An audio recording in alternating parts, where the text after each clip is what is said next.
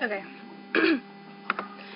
So I'm going to tell today about some paranormal experiences I've had, and I have a super scary one at the end.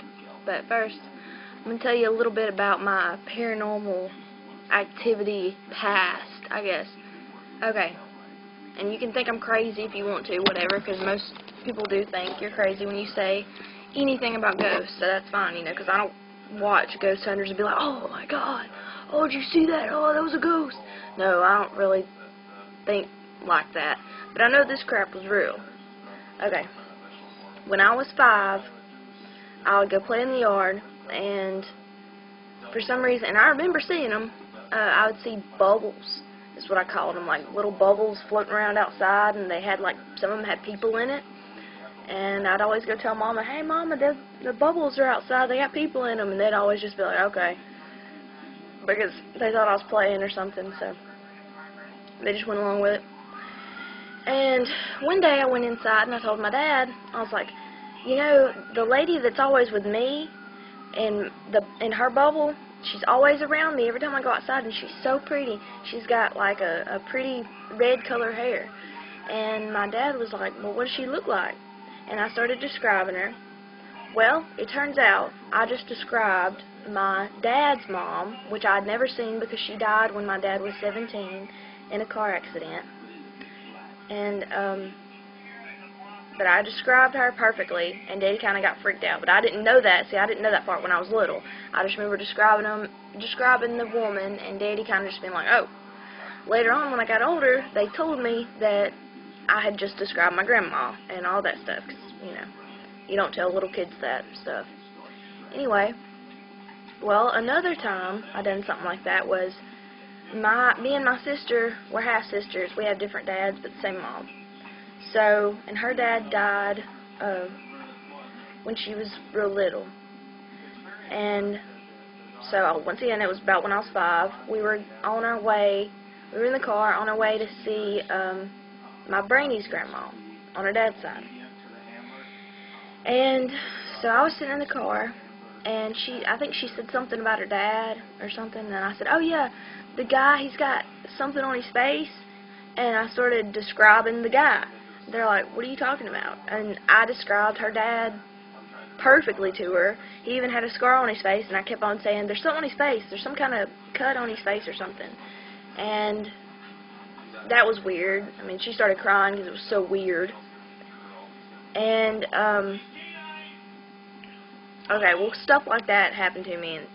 And when I was 15, like, I went to a estate sale. It's like, where they sell everybody, the whole house, like all the stuff in the house and all that. Like, it's, if somebody, the owner of the house dies, and so somebody else gets the house, or something, like if their relatives didn't get it or something, So the people that were selling all the stuff didn't really know the woman. They just got the house. So I went in there, and I was thinking about how sad it was that this lady's, all her stuff was just laid out getting sold, and I was thinking, this was her, pot she cooked in and all this stuff, and this is her sewing stuff, and there was a kid's room. It was kind of freaky because it had like all kinds of old little toys in it because she collected them, so it was already scary going in that room. Well, there was a window way in the back of the kids' room, and so I started walking around. I was looking at everything. So I go over to the window, and like as soon as I look out the window, I grab my chest. It was like I was having chest pains all of a sudden or something. And I told Mama I had to get out of there. And I don't know what happened to me. I just know that it felt like something, I don't know, it felt like somebody just stabbed me in the heart when I looked out the window. And so I ran out of the house, and I did not go back in. And we did find out the woman did die, but we didn't find out how. So that was really weird too. And anyway, I'm not trying to say that I'm some kind of psychic person or something. That's bull crap. But anyway, so the scariest thing that's ever happened to me. Oh God. All right. So there was this lady. She was real old. She was in the nursing home, and she told my boyfriend, Clayton, that he could go fishing over at her house. And so the lake, you had to walk right by the house and go down a trail to get to the lake, and there was a little bridge over a little stream, like a little ditch, and then the lake. So we went fishing a couple times, over there, and nobody was there because she was at the nursing home and her husband had died. And it wasn't long until she died, and we went fishing over there again because she had said that we could. And after she died, we went fishing over there again, and that was the last time we ever went fishing there, because we walked by the house, went down there, nobody was ever in the house, so everything was off. And I don't like to fish, really. I don't have enough patience for it. So my boyfriend was sitting there fishing, and I was like, okay, I'm going to go sit on the bridge, because I didn't have anything to do. So I went and laid down on the bridge on my belly, and I was looking down at the water, and I was seeing the reflection of the clouds in that little stream under the bridge, and I was thinking about that, and, thinking about how it looked like an alternate universe or something, crazy like I always think of. And it's like, I can't really explain what happened. It's like I fell asleep and went into a dream, but I wasn't asleep. And I'll tell you how I know I wasn't asleep in a second. It was like I remember looking down at the stream, seeing the reflection of the clouds, and then it was like it cut off right there or something. And I remember hearing somebody in the woods or something up toward the house, and I looked over, and there was a old lady standing there. And I think she was in her house coat or something, and she started motioning me like this and smiling at me to come with her. And she said that we were going to go up to the house and get a snack. And so I was kind of wary of the woman, so I was looking back at Clayton, and he couldn't see me. But I mean, I was in the same spot, and the weird stuff, like the dream, I guess, started with me looking at the clouds on the bridge. And then I seen the woman, so I went with the woman up to the house. We went in the back door, and the whole time I had like a weird feeling. Went in the back door, went into the kitchen. She didn't turn on any lights until we got to the kitchen. Then she flipped on the kitchen light, and she said, she told me that we weren't gonna, or she said something about getting snacks, but when she turned around, she had like a weird look on her face, and it was like it wasn't her anymore. It was like some kind of like bad feeling I got from the woman. It was like she turned into something else. And I just kind of backed up from her, and I was like, I gotta go to my boyfriend, he's waiting on me. And the woman kind of like stepped toward me and looked at me funny, and I ran out the door and ran back down to the bridge and started yelling Clayton. And I started yelling as loud as I could. Well, I came to from the dream yelling Clayton's name, or actually I was just saying it. I was just saying Clayton, Clayton, but I felt like I was yelling it.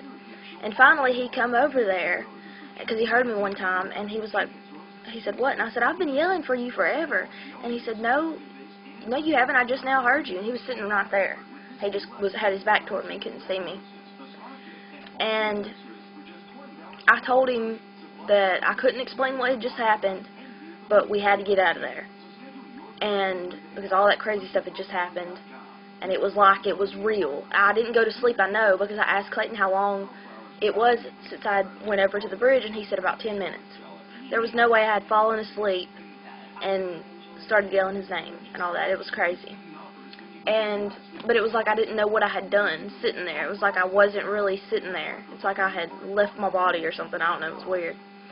So start freaking out and tell him, I'm not talking about it here. You just come with me, we're leaving. And so he did. Thankfully, he listened to me. Well, we get about halfway to the house, and I stop and look up at the house.